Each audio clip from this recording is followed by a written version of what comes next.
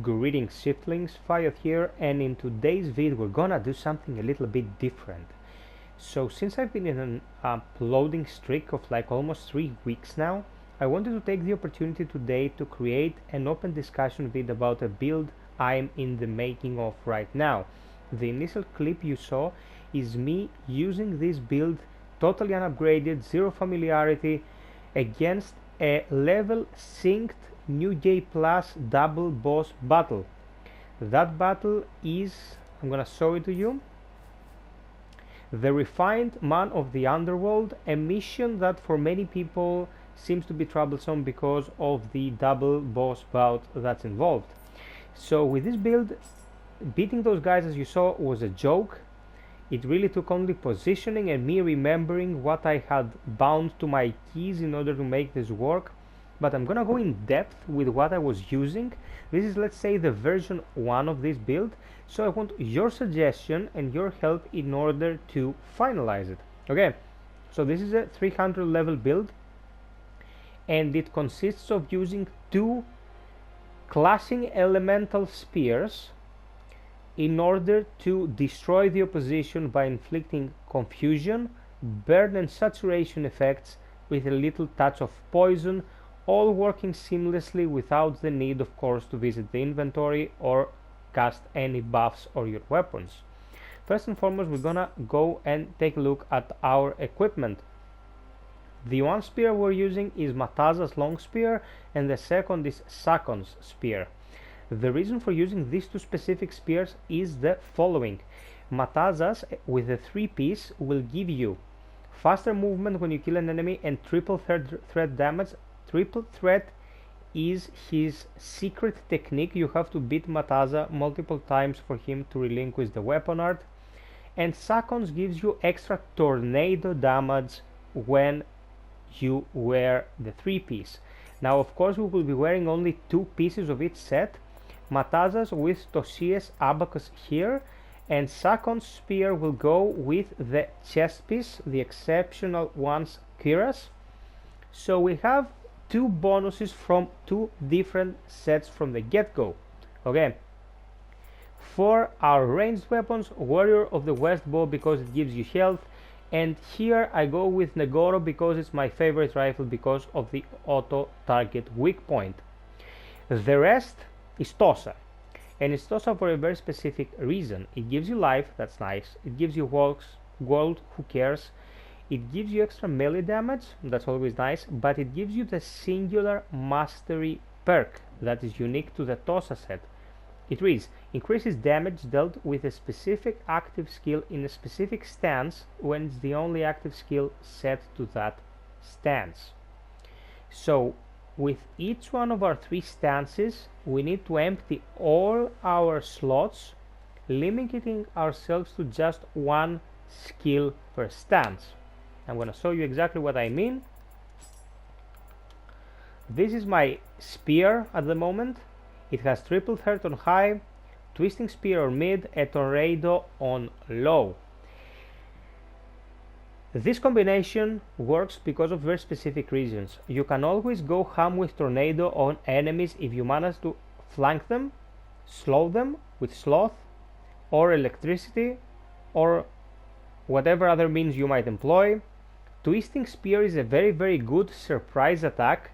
With this setup, 1 twisting spear will take out most low tier enemies instantly, and triple threat is devastating, but you have to have the enemy stationary, so very good for destroying bosses when they're, for example, out of key. Okay, so what we want to do is go ham on the enemy with tornado, apply one of our 2 elements, swap to the other element mid key burst by holding the R1 button and down. We transition to our other spear, and then we apply the second element. All this ties with a very specific type of ninjutsu or other consumable item, that is poison infliction.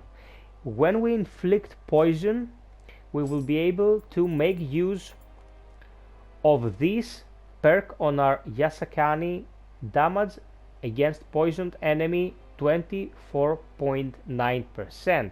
Now 24.9% is devastating, guys. It's a huge percentage. Our secondary perk on the Yasakani has to be saturation accumulation, and we need Tosia's Abacus to have at least one burn accumulation on it. Sakon's, as you can see here, is imbued with water with saturation accumulation, and Mataza's is fire with burn accumulation. This imbue fire can improve a bit, but as I said, this is the alpha build. So our target for the small fries is initiate combat with Twisting Spear, finish off the stranglers in low stance with Tornado. The big enemies, go ham with Tornado as you saw in the opening clip, and when they're exposed and out of key, hammer them with Triple Threat and take them out for good. Now, as I stated in my previous vid, in my Genma build, that I will have a pop-up of it right here for you, I do not play the game in a manner where I'm concerned with using overpowered broken builds to decimate the opposition in seconds. Those builds are very good if you want to farm, but at this point I'm level 300, I've done everything solo, level synced, whatever. I don't need to farm anything. I just want to challenge myself, and this build is extremely powerful if you can utilize all the moving parts. It's a very hard skill to master. You have to constantly be aware of what stance you're in, of how much ki you have, on how big the openings you're creating are, and so on and so forth. All that whilst paying attention to the enemy and knowing when they're burning, when they're saturated, and when they're poisoned. So inflicting confusion and then going and destroying the enemy with the buffs taken from confusion is what we want to be doing. Finishing touches, last but not least, our Guardian Spirit. Our primary is Shirohami. Shirohami gives you poison to all your Kai abilities, poison accumulation, life drain when you kill something in melee, and has 21 capacity. The cores we will be using are the Yatsu no Kami, the Koroka, and the Thunderstorm Onibi, probably the rarest core in the game, and that's because of very specific reasons. Yatsu no Kami gives you 17% more melee damage when the enemy is poisoned and anima charge. The Koroka gives you 7% fire damage, huge, and the Onibi gives you 5% elemental damage across the board, amazing, and anima bonus when you're using elemental attacks. For our secondary Guardian Spirit, we'll go with Tengen because it gives you anima when you use an elemental attack, which is always, and anima charges when you use a strong attack by 5%. Very good for what we're trying to do. For our clan, and this is partly why this is the alpha version of our build, I am an elder right now with Toyotomi. Okay, my man. As I was saying, I'm an elder with Toyotomi with over 1,800,000 contribution. And I just want to get out of this week as a Toyotomi member. So when the week ends on the 7th of April, I will have the final version of this build, everything upgraded with attack plus 36 on all my pieces. Like, if you can see my pieces right now, my pieces don't even have attack on them. I have all the secondary perks here but attack, except for the gloves that go with attack and twisting spear damage. Also, I will be going with Honda because of the active skill damage, and that will up the damage output of this build incredibly. So, this is the alpha. I would really appreciate it, guys, if you take a moment to type a message below, tell me what you think, tell me what suggestions you have, anything about the combination of gear, about the weapons, about the distribution of the stats as you see them, I'd very much like to discuss this with you.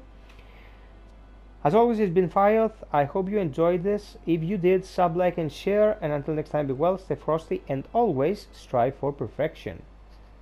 Cheers.